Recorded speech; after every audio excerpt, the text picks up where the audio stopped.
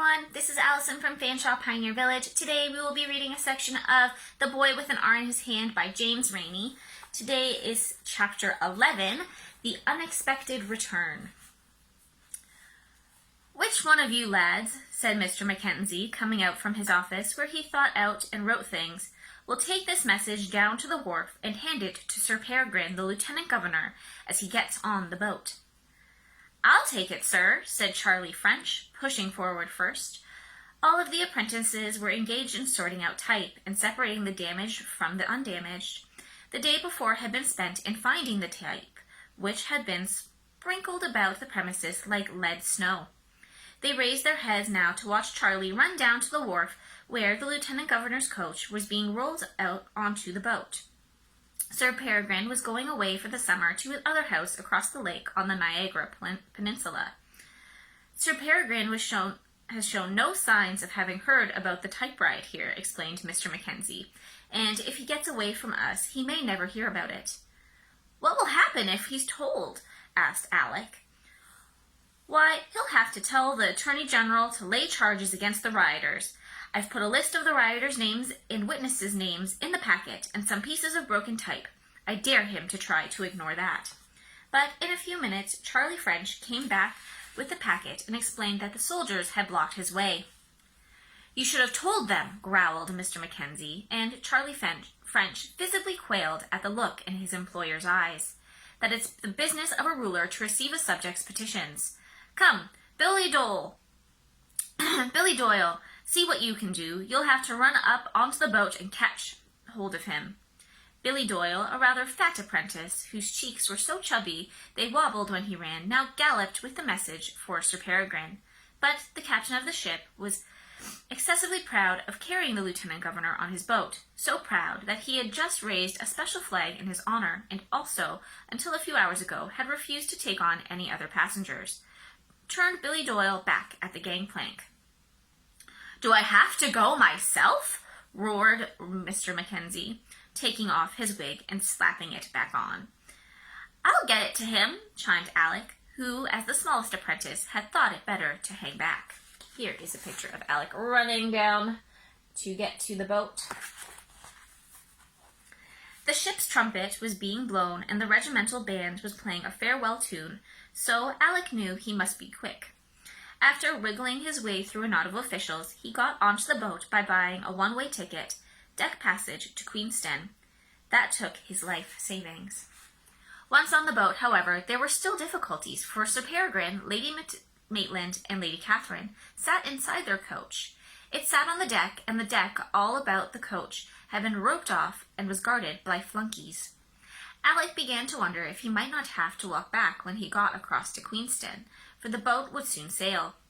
But an old friend was sitting on top of the viceregal coach, Tully, Lady Catherine's pet monkey. Alec took 2 butternuts out of his pantaloon pocket and, holding the packet under his arm, knocked the butternuts together in a way that used to bring half a dozen squirrels flocking up in the forest around Uncle John's mill. All sound on the wharf and boat ceased, or seemed to, while Alec made the peculiar clicking sound.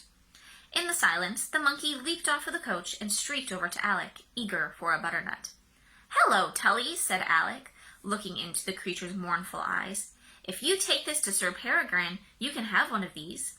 The monkey scuttled back and forth with the utmost understanding and dispatch. Sir Peregrine had the envelope, Tully had a butternut, and Alec was on the gangplank, all simultaneously. "I don't think I'll be going to Queenston after all," said Alec to the ticket man. "Could I have my money back?" "Here, Tully," cooed Lady Catherine. "Let me give you a proper English filibert instead of that nasty native nut. I'm sure you'll break all of your teeth." "The fools," muttered Sir Peregrine. He looked at a piece of broken type through his eyeglasses. Then, after glancing down at the list of names in Mr. Mackenzie's message, he beckoned to his private secretary, Mr. Lyons, and whispered something to the young man that made the latter change color. Here is a picture of Sir Peregrine looking at the letter and the type. Right after Alec came off, Lyons also tramped off with his baggage. He had just been fired from his job for taking part in the type riot. "And so I must give up all notions of getting away from this wretched hole during the entire summer," cried the young man, flinging his hat down on the wharf. The boat now began to move away, and from the fort, cannon boomed out, and white puffs of smoke floated up. "I'll get you for this," growled Uncle John, squeezing Alec's shoulders. "I'll get you." "I suppose you will, Uncle John," said Alec, walking up the palace street as in a dream. "Good work, lad," laughed Mr. Mackenzie when Alec came back to the shop, mission accomplished. It was the first time the printer had laughed since returning from Queenston a night or two ago to find his press overturned. So far as Alec was concerned, whatever might occur was worth the laughter. "What's under that sacking?" asked Joel, looking up at his uncle's eyes across a wagon he had found standing in front of the house at dinner. Uncle John cleared his throat and murmured that it was a calf he was sending to the mill to be fattened for the slaughter. Just at this moment, Mr. Jakes, Uncle John's bailiff and the man of all trades, came out of the courtyard with a team of horses and began to hitch them up to the wagon. "Joel," said his uncle with softness. "Joel, I thought we understood each other so well on Sunday. If you want to grow up to be a gentleman, do not lift that sacking. Take my word for it. It is painful, but it does need to be done." Joel's hands shook as he snatched back the pile of sacks that covered something on the floor of the wagon. It was Alec, tied hand and foot with a white kerchief stuffed in his mouth. "Oh, what has been done?" blurted out Joel, forgetting himself completely. "My brother to be treated like a beast?" He snatched the cloth out of Alec's mouth. "No, I don't want to grow up to be a gentleman if you're one, Uncle. Help me untie him this instant."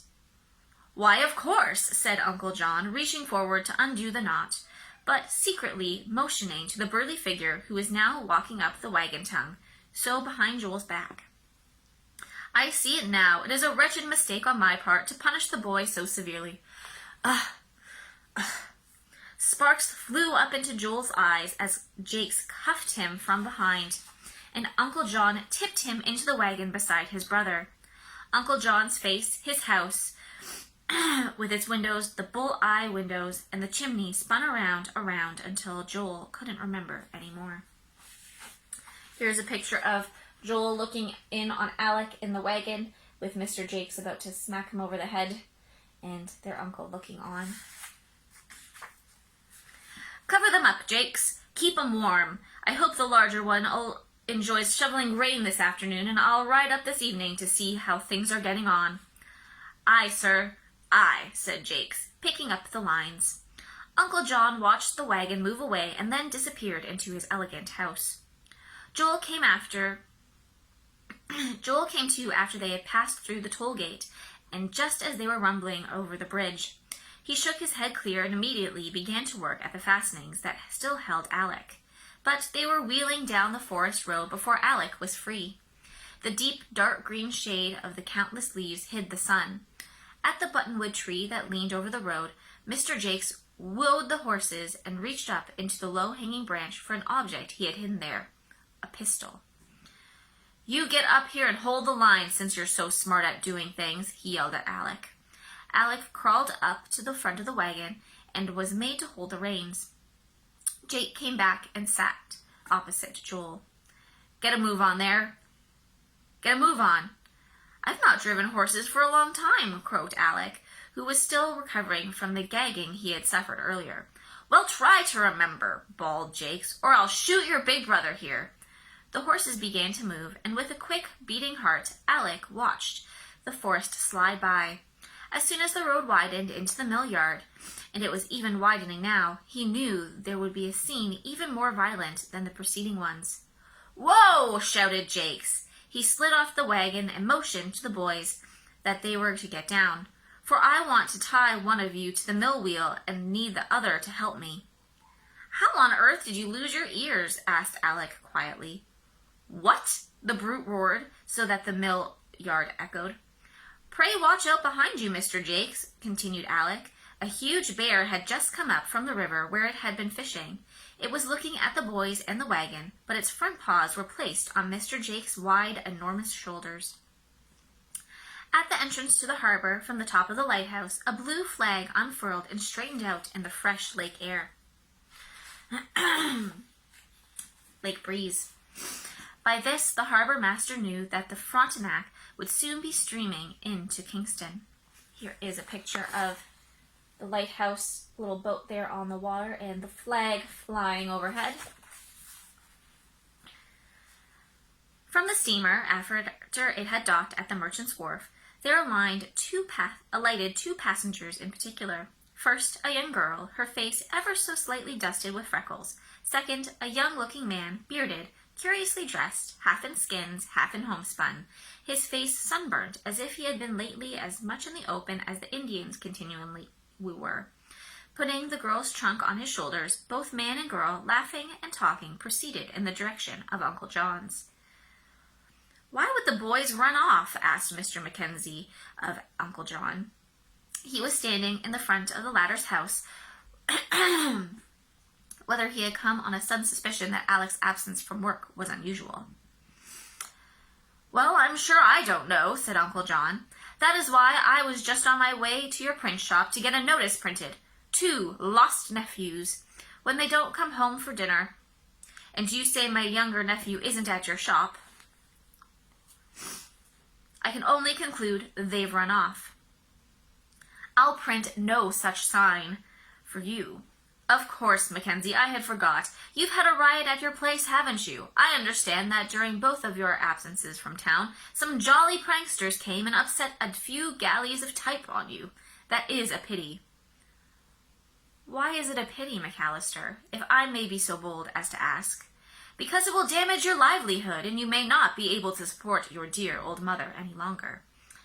Quite pardonably, Mr. Mackenzie took off his wig, slapped it back on, and raised his fists. "Here, here," came a pleasant voice from a traveler aforementioned. "Don't strike my brother-in-law. If he's done anything naughty, I'm quite sure he'll see the error of his ways if we reason with him." "Father," said Bashida, "can you guess who this is? Where are the Buchanan boys? I want to see their faces when they find out that I have come back with their father." "But," gasped Uncle John, the boys told me you died, Rob."